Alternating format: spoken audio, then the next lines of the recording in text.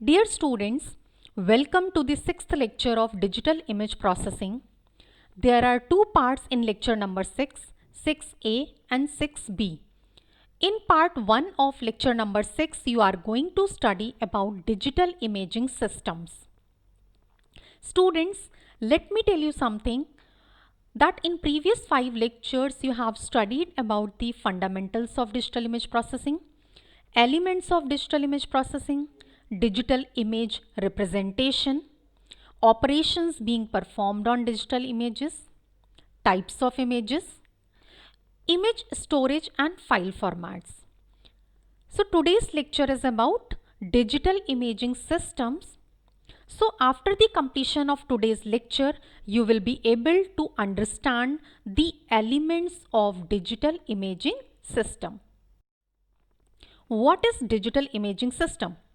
A digital imaging system is a set of components used for storing, manipulating and transmitting images. It includes hardware, components for image acquisition, processors and input-output devices. Imaging system can be categorized into two categories: direct imaging system and indirect imaging system. Direct imaging is also known as active imaging systems and indirect is passive imaging system. So in direct imaging or active imaging system, the acquired image are in a recognizable form, whereas in indirect imaging, data processing and reconstruction is required before the images can be produced for observation. Direct imaging system can also be divided into two categories: serial acquisition and parallel acquisition. In serial acquisition system, images are obtained by scanning the acquired image. Serial acquisition imaging systems may include microdentistometers and other devices. Human eye, digital cameras are the examples of parallel acquisition imaging systems, where parallel rays are captured simultaneously.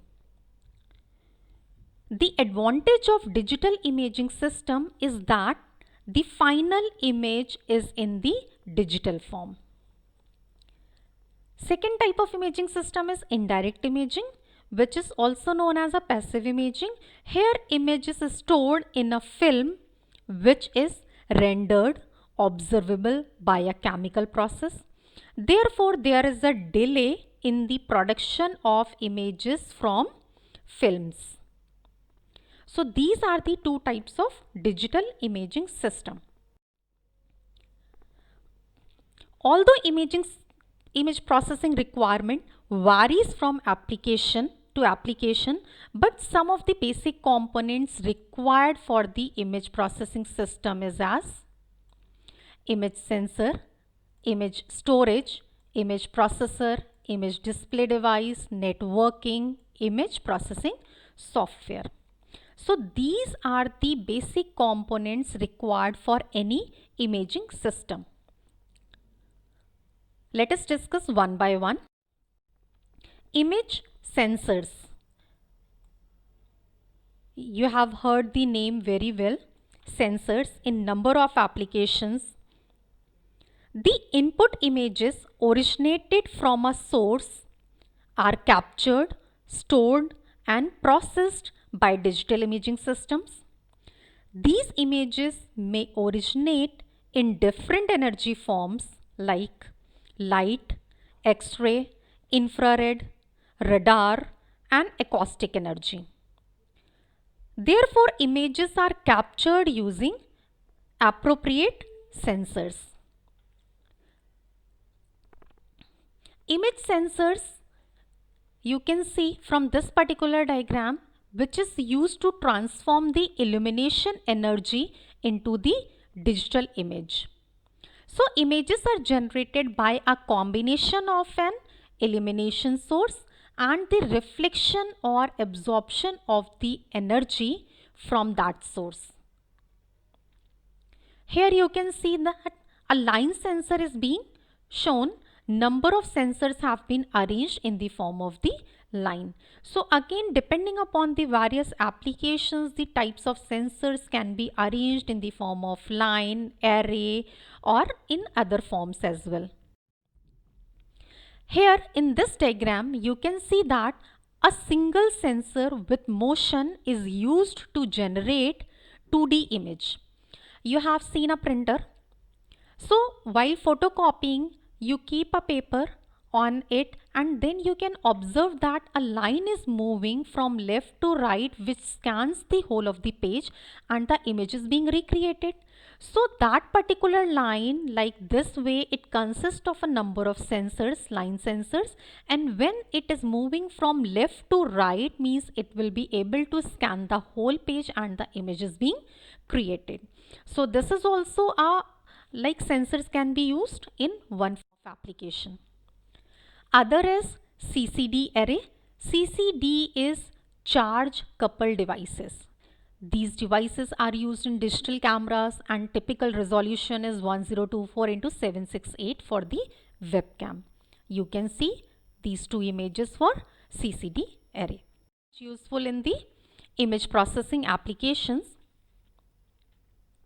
Many imaging systems are interconnected and one imaging system may be connected with other via cables and other networking components.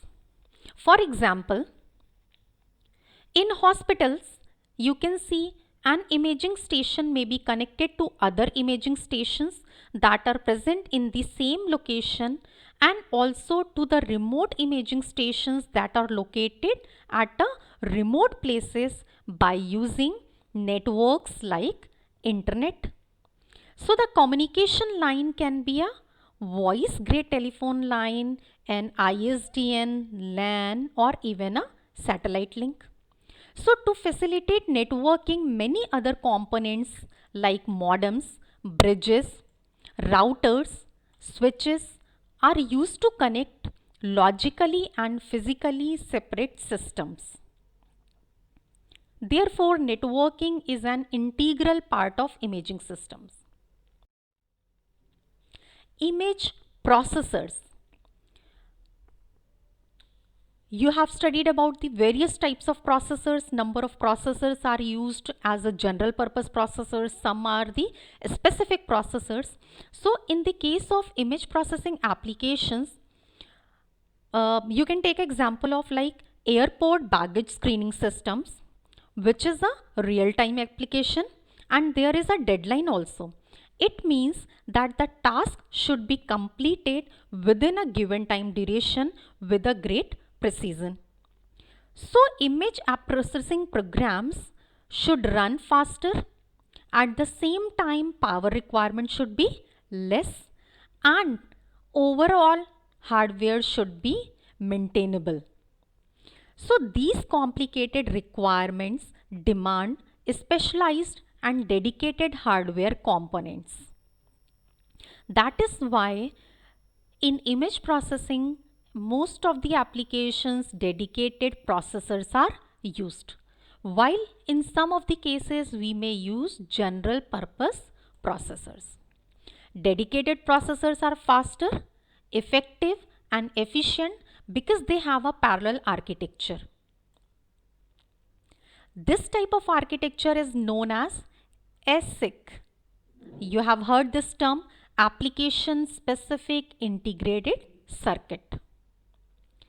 Another technology can also be used, which is known as a FPGA, field programmable gate array, where specialized hardware functional units can be configured and interconnected as per the domain requirement. So this is actually the requirement of the image processors in the digital image processing. There may be one more type of image processors, which is known as a sophisticated coprocessors. Sophisticated coprocessors may coordinate with general purpose processors to carry out some specific task. Next component is output devices. Output devices in digital imaging systems. Imaging systems sometimes produce results through films, CRT, printers. Medical imaging systems still use films to store images as films produce higher resolution. In today's use, we can say that output devices is mainly as color television, monitors, CRT, LCDs. While in some of the cases it is necessary to have stereo display, and these are implemented in the form of headgear containing two small displays embedded into a goggles worn by the user. Image processing software. Image processing software requirements are too complex because imaging software is expected to execute tasks at a very high rate. Speed must be very high, precision should be good. So for image processing, it consists of a specialized module which performs a specific task. It may be a general purpose programming language like Java or a specialized programming environment like MATLAB. There is one more software, ImageJ. ImageJ.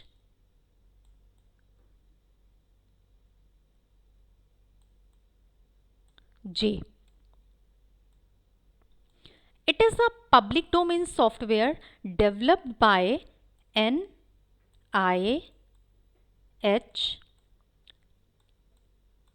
National Institute of Health. It provides rich functionalities that help users to carry out various image processing tasks. The image processing software must support many file formats, data types, image types. Therefore, it is very important to identify a type of software which is very much specific for that particular type of application which suits the required output. So students, in today's lecture you have studied about the various components of digital imaging systems. In the next lecture you are going to study about the physical aspects of image acquisition. Thank you students. Thank you so much.